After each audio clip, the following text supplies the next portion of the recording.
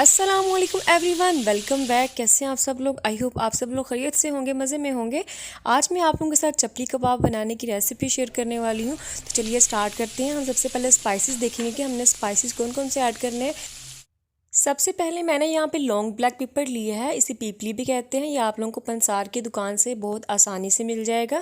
اور بڑی الائچی ایڈ کریں گے اس میں، اور یہاں پہ ہم نے کباب چینی لے لی ہے۔ لانگ بلیک پیپر اور کباب چینی دونوں آپ لوگوں کو پنسار کی دکان سے ہی ملیں گے۔ لاسٹ والی جو پریویس ویڈیو تھی اس میں بھی میں نے آپ لوگوں کو بتایا تھا ان دونوں چیزوں کے بارے میں۔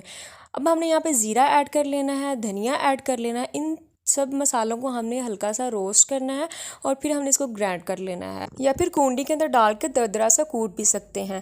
اب کباب کا جو اسپیشل مسالہ ہے وہ ہمارا ریڈی ہے۔ اب چلتے ہیں نیکسٹ اسٹیپ کی طرف۔ یہاں پہ میں نے 750 گرام قیمہ لیا ہے، یہ مشین کا نکلا ہوا قیمہ ہے اس طرح سے۔ اب اس کے اندر ہم نے یہاں پر چھوٹے سائز کا ایک ٹماٹر باریک چوپ کیا ہوا ایڈ کیا ہے، اور لہسن کا پیسٹ ایڈ کر لیں گے، اور یہاں پہ ہم نے سبز دھنیا جو ہے وہ باریک چوپ کر کے ایڈ کر لینا ہے۔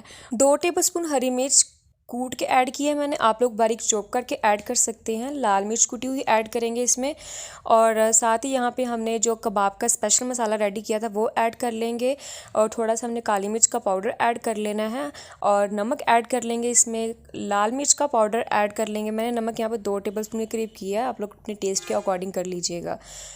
اچھا، یہاں پہ اب ہم نے لال مرچ کا پاؤڈر ایڈ کر لینا ہے، تھوڑا سا ٹچ دینا ہے، اور ہلدی پاؤڈر ایڈ کر لیں گے تھوڑا سا۔ اسپائسیز اپنے ٹیسٹ کے اکارڈنگ رکھ سکتے ہیں، آپ لوگ کم زیادہ کر لیں۔ میں نے یہاں پہ تھوڑا اسپائسی رکھا ہے کیونکہ کباب ذرا اسپائسی اچھے لگتے ہیں۔ اور اب یہاں پہ ہم نے 2 بڑے سائز کے پیاز لے لیے ہیں، ان کو ہم نے گریٹ کر لیا، گریٹ کر کے اچھے سے سارا پانی نکال لینا۔ نکالنے کے بعد پھر ہم ایڈ کریں گے تاکہ ہمارے کباب ٹوٹے نہیں۔ اب یہاں پہ آپ لوگ تھوڑا سا انار دانہ لے کے اس کو گرائنڈ کر کے اس کو پیس کے اس کا پاؤڈر بنا کے وہ ایڈ کر سکتے ہیں۔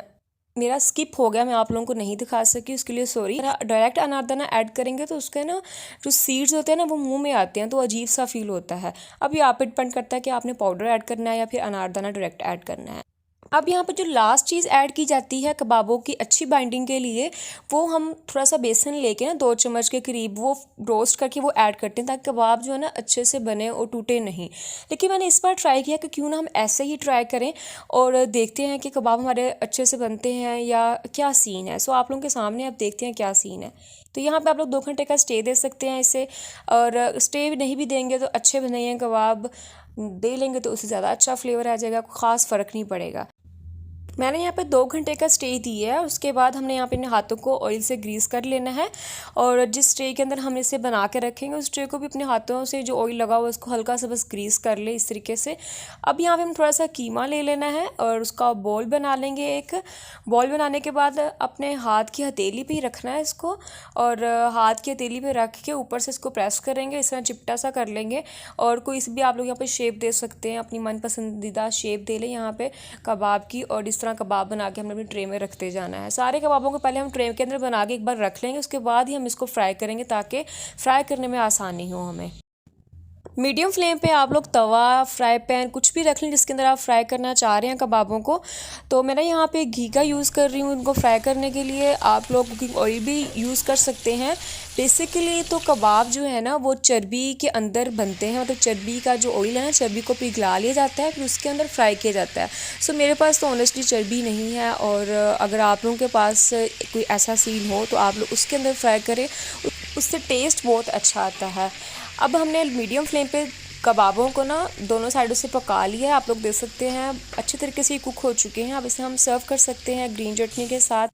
اور آج کی ویڈیو میں آپ لوگوں نے ایک چیز اور نوٹ کی ہوگی کہ ہم نے اس کے اندر کسی بھی قسم کا فلور ایڈ نہیں کیا، کوئی بیسن نہیں ایڈ کیا، پھر بھی ہمارے کباب بہت اچھے بنے ہیں، بہت اچھے سے بائنڈنگ ہوئی ہے، بالکل نہیں ٹوٹے۔ تو آئی ہوپ آپ لوگوں نے آج کی ریسیپی کو انجوائے کیا ہوگا۔ اچھی لگی ویڈیو لائک ضرور کیجیے گا، چینل پہ پہلی بار ہو تو چینل کو ضرور سبسکرائب کیجیے گا، اس سے جب بھی کوئی میرے چینل پہ کوئی بھی نیو اپڈیٹ آئے گی، کوئی بھی نیو ویڈیو میں اپلوڈ کروں گی تو سب سے پہلے اس کا نوٹیفیکیشن آپ لوگوں کو ملے گا، سب سے پہلے میری ویڈیو آپ لوگ دیکھ سکیں گے۔ کوئی بھی چیز کلیئر نہ ہوئی ہو تو آپ لوگ کومنٹ باکس میں مجھ سے پوچھ سکتے ہیں، میں رپلائی ضرور دیتی ہوں، اور آپ لوگ مجھے انسٹاگرام پہ فالو کر سکتے ہیں، لنک آپ لوگوں کو ڈسکرپشن باکس میں مل جائے گا۔ ملتے ہیں زبردست سی ریسیپی کے ساتھ نیکسٹ ویڈیو میں، تب تک بہت سارا خیال رکھیے، مجھے اپنی دعاؤں میں یاد رکھیے گا۔ اللہ حافظ۔